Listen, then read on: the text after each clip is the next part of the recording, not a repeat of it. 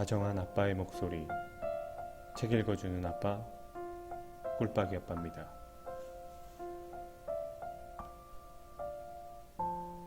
딸에게 보내는 심리학 편지, 지은이, 한성희, 출판사 메이븐.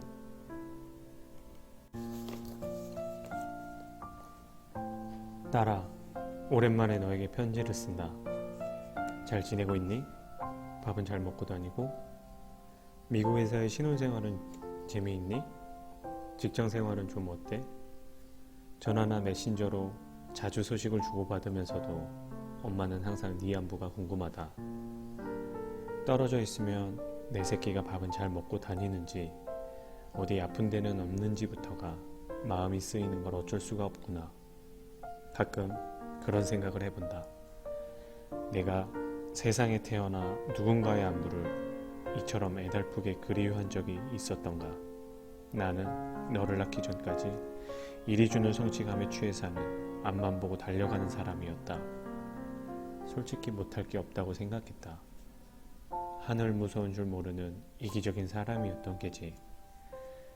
하지만 너를 낳고 마음고생을 하게 되었더랬다. 나 없이는 아무것도 할 수 없는 아가인 너를 돌보기 위해 병원 눈치를 보면서 네가 갑자기 넘어져 다치거나 열이 펄펄 끓어오르는 등 매일 예측 불허의 삶을 살면서 처음으로 세상이 내 뜻대로 되지 않는다는 것을 알게 되었다.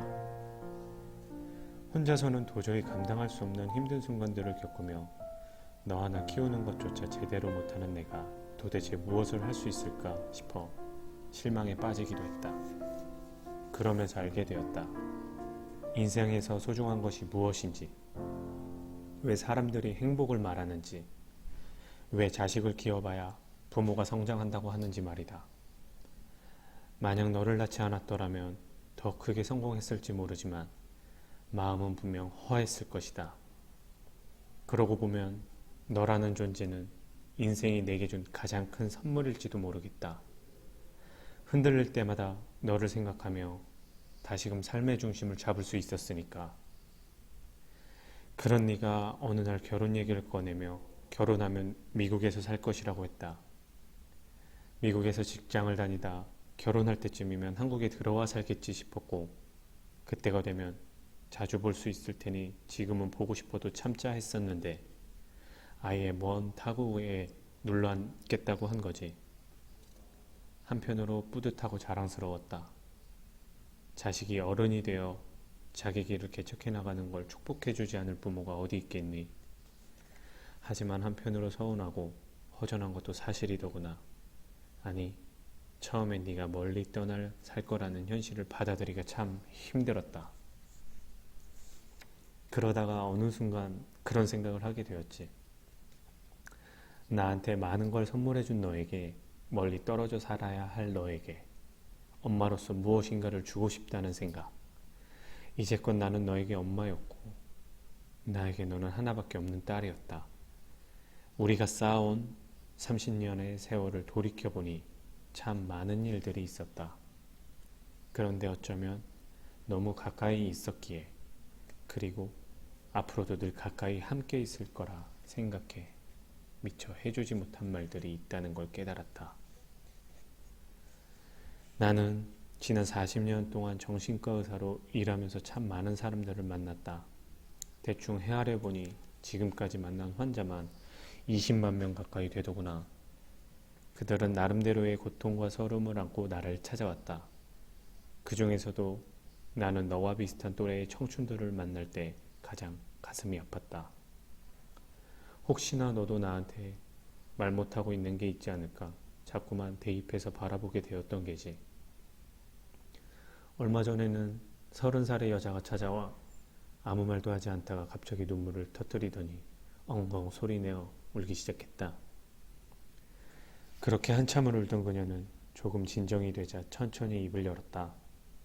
언제 잘릴지 모르는 불안한 계약직 일을 하고 있는데 며칠 전엔 예정된 결혼까지 없던 일이 되었다며 그동안 너무 힘들었다고 했다. 그리고 덧붙였다. 이제 좀 시원하네요. 울고 싶었는데 저보다 더 걱정하실 부모님 때문에 마음껏 울지도 못했거든요. 그 얘기를 듣는데 내 마음이 어찌나 아프던지 무모한 자신감뿐이라도 생기가 넘쳐서 한창 예쁠 나이인데 그녀는 눈물조차 마음껏 흘릴 수 없는 힘겨운 날들을 보내고 있었던 것이다. 사람들은 경제가 어려워서 먹고 살기 힘들다고 말한다. 하지만 청춘들이 취직을 못해 방황하고 그나마 쥐꼬리만한 월급을 한 푼 두 푼 모으느라 스트레스를 받고 있으면 안타깝다고 말하면서도 속으로는 노력하지 않았기 때문이라고 손가락질을 한다. 멀쩡하게 생겨서 대학도 졸업했는데 백수로 있는 데는 다 이유가 있다고 얘기하고 돈이 귀한 줄 모르니까 돈을 모으지 못하는 것이라고 비아냥댄다. 그러나 청춘들은 정말이지 열심히 노력하면 성공할 수 있다는 말을 믿고 최선을 다했을 뿐이다.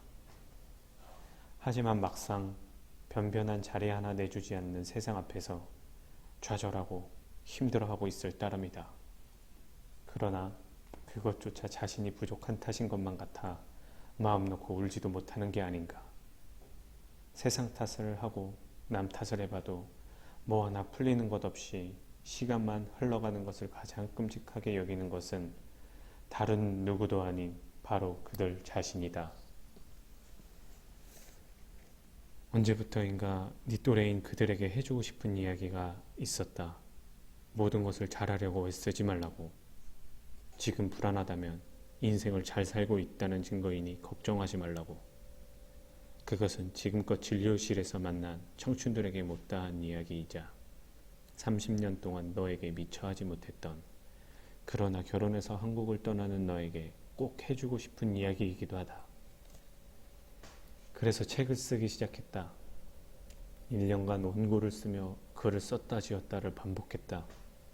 40년의 세월 동안 정신과 의사로 생활하며 많은 것을 배웠지만 아직도 부족한 게 많다 싶기도 했고, 내 글이 혹시나 아픈 청춘들의 마음을 알아주기는커녕 낭떠러지로 미는 것은 아닌지 걱정되기도 했다. 그러나 지금 말하지 않으면 나중에 후회할 것 같아 책을 펴내기로 마음먹었다. 더 늦기 전에 엄마밖에 해줄 수 없는 말들을 말이다.